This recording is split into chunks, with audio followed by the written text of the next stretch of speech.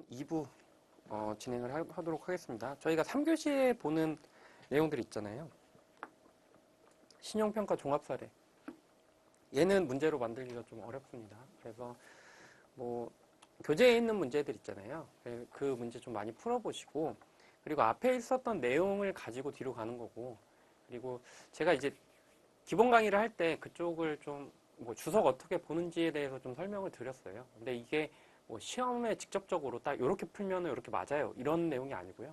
기본적으로 그렇게 접근을 한다라는 방식이니까 좀 많이 보셨으면 좋겠어요. 근데 사실 3부 자체가 그렇게 내용이 어렵진 않아요. 근데 문제를 만들어서 그거를 이제 학습하는 게 사실 조금 시간이 걸리긴 하죠. 그런 단점이 있습니다. 그래서 저희는 2교시 파트까지만 좀 진행을 할게요.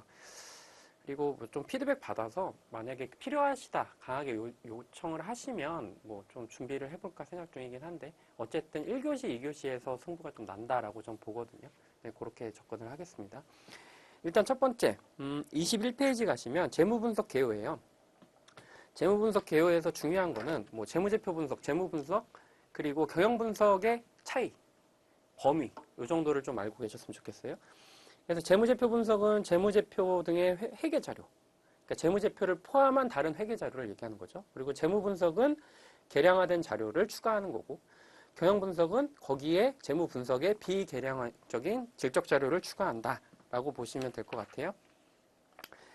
그리고 뭐 한계점 같은 것도 뭐 나올 수는 있겠죠. 근데 한번 읽어보면 이런 걸 뭐 특별히 외워서 푼다, 뭐 이런 문제는 아니잖아요. 그래서 문제를 1번 보시면 뭐 재무분석 동그라미 2번, 재무분석은 미래를 예측하는 절대적인 평가 기준이 될 수 있다라고 되어 있는데, 이런 부분에서 절대적이다 라고 하는 단어 자체가 굉장히 위험해요. 그러니까 여기는 약간 주관적인 느낌이 강하잖아요. 재무 분석을 할 때. 그러니까 분석이라고 하는 거는 숫자를 가지고 그냥 보는 거. 만약에 기준이 좀 달라요. 기준이 달라서 그 숫자를 보는 것도 객관적이라고 보이긴 하지만, 그래도 한편으로 기준이 선택할 수 있으면은 그 선택에 따라서 주관적인 숫자가 될 수 있잖아요. 하물며 뭐 재무 분석이나 경영 분석 같은 경우는 더하죠. 동그라미 1번 보시면 재무분석은 기업의 자료를 입수하고 분석 목적에 따라 정보를 가공하고 해석하여 재무상태 및 경영성과를 판정하는 것을 말한다 라고 되어 있고, 3번 보시면 재무분석은 재무제표 분석에 더하여 주가 등의 계량화된 자료를 분석하는 것, 재무분석. 경영분석은 거기에 비계량적인 자료 포함하는 거죠. 범위에 대해서 좀 알고 계셨으면 좋겠고, 그리고 2장을 갑니다. 2장을 가면 재무제표 이해가 있어요. 이해가 있는데, 재무제표 이해에서 제일 중요한 거는 재무상태표. 여기서 유동, 비유동 구분하는 거 또 한 번 강조드립니다. 왜냐면 두 문제 정도 나왔어요. 지난번에 59회차 때. 근데 뭐 그쪽 낸다고 해서 뭐 이상하지 않으니까요. 유동, 비유동 문제 또 강조를 드려요. 그리고 두 번째는 손익계산서 구조 있잖아요. 뭐 매출액, 매출원가, 뭐 매출총이익, 판관비, 영업이익, 영업의 손익, 그리고 뭐 세전순이익, 뭐 법인세 비용, 뭐 단기순이익, 뭐 이런 식으로 쭉 가는 거. 그 구조를 좀 알고 계셨으면 마음이 좀 도움이 많이 될 거예요. 그래서 보통은 영업이익 구하는 문제를 좀 많이 내는데, 뭐 앞에 일부에서도 비슷한 문제가 나왔죠. 그런데 여기서도 뭐 판관비나 영업의 비용, 수익 구분해서 접근할 수 있는 거, 그리고 단답형으로도 가끔 나오거든요. 뭐 자주 나오는 문제는 아니지만 그렇게 공부를 하셨으면 좋겠습니다. 1번 가볼게요. 1번 강조드립니다. 59회차 때 나왔던 문제 때문에 그래요. 동그라미 1번 보시면 재무상태표의 유동성과 비유동성을 구분하는 기준은 1년이다. 뭐 이게 사실 틀린 문장은 맞아요. 근데 실무적으로 이렇게 쓰고 있기 때문에 이게 뭐가 틀렸지? 뭐 이론적으로 공부를 안 하면 그렇게 생각할 수도 있지만 틀린 문장이 맞습니다. 정답이 1번이죠. 자, 유동부채 비율이 높은 회사는 그렇지 않은 회사보다 자본 조달에 대한 위험도가 높다고 평가할 수 있다. 동그라미 3번. 손익계산서는 일정 기간 동안의 경영성과를 보고하기 위해 작성된다. 그리고 동그라미 4번. 당기순이익은 계속사업이익과 중단영업이익으로 구성되며 중단영업이익은 세후금액으로 공시한다 라고 되어 있어요. 자, 그리고 요거는 좀 이번에 나왔어요.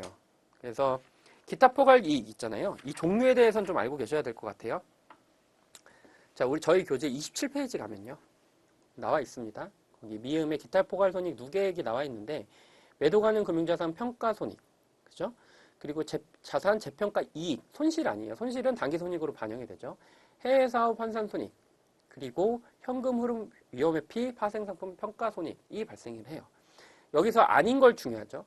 파생상품 거래에서 발생한 손익은요, 기타 포괄 손익 누계액이 아니고요, 거래에서 발생을 했으니까 당기손익으로 가요. 그리고 매매 목적 파생상품 평가손익도 당기손익으로 갑니다. 그래서 파생상품 평가손익 중에 현금 흐름 위험을 회피하기 위한 자산 부채에 대한 평가만 기타 포괄 손익으로 간다라고 보시면 돼요. 그래서 보시면 동그라미 2번 유형자산 재평가 이익 OCI죠. 평가 손실은 당기손익. 그리고 동그라미 3번 해외사업 환산손익. 현금 흐름 위험 회피 파생상품 평가 손익인데 여기가 만약에 매매 목적이 들어간다 라고 하면은 당기손익. 그리고 거래 평가 손익이 아니라 거래 손익이다 라고 하면 얘도 당기손익. 그리고 매도 가능 증권 평가 이익 이렇게 들어갑니다. 그래서 파생상품 거래 손익 2번은 기타 포괄 손익이 아니라 당기손익으로 반영을 해주시면 될 것 같아요. 자, 3장으로 갑니다. 3장에서 재무상태표 분석이 나와요. 그러면 3장에서 중요한 건 사실 레버리지 분석이죠. 레버리지 분석은 타인 자본에 의존하고 있는 정도를 나타내는 거고요.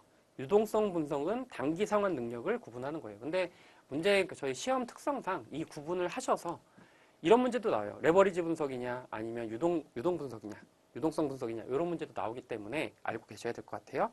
자, 유동성 분석에서는 유동 비율, 당좌 비율, 현금 비율 그리고 순운전 자본 비율 이렇게 있습니다. 이 내용을 알고 계셔야 되고 분모에는 유동, 당좌, 현금 이렇게 유동 부채가 들어가요. 그래서 유동 비율은 분자가 유동자산, 당좌 비율은 당좌자산, 현금 비율은 현금 및 현금성 자산이 들어갑니다. 어떤 게 제일 보수적이냐라고 묻는다면 금액이 제일 작은 거, 현금 및 현금성 자산을 분자로 택하고 있는 현금 비율 자체가 가장 보수적이다라고 보시면 될 것 같고요. 순운전자본이라고 하는 단어, 여기 순운전자본은 중간중간 많이 나오거든요. 유동자산에서 유동부채를 차감하는 거고 그걸 가지고 분자로 놓고 대신에 자산을 분모로 놓고 계산을 하는 거. 그게 순운전자본 비율이에요. 좀 특징이 있죠. 보통 유동부채가 분모인데 자, 그리고 레버리지 분석으로 가시면 제일 눈에 띄는 건 부채 비율. 부채 비율이 옆에 당좌 비율, 유동 비율, 현금 비율과 헷갈려서 유동성 비율이 아니냐라고 생각할 수 있지만 부채 비율은 레버리지 비율입니다. 그리고 제일 많이 나오는 거 뭐예요? 이자 보상 비율. 이자 보상 비율에서 분자는 단기 손익이 아니라 영업이익이다. 그래서 회계 좀 많이 하는 사람들은 영업이익을 굉장히 강조한다라는 말씀을 드린 적이 있습니다. 그리고 순운전 보상 비율도 알고 계셨으면 좋겠고 에비타라고 하는 거는 I는 이자 비용 그리고 D는 감가상각비 요 두 개를 더한 상태라는 것도 알고 계셨으면 좋겠어요. 여기 나와 있는 뭐 적정 비율 있잖아요. 50% 이상, 100% 이상 이거는 사실 이거 문제 내기 시작하면 답이 없습니다. 이걸 다 외울 수도 없고요. 그리고 이거 어떻게 보면 주관적인 거라서 그 적정 비율 같은 거는 그냥 지나가시고요.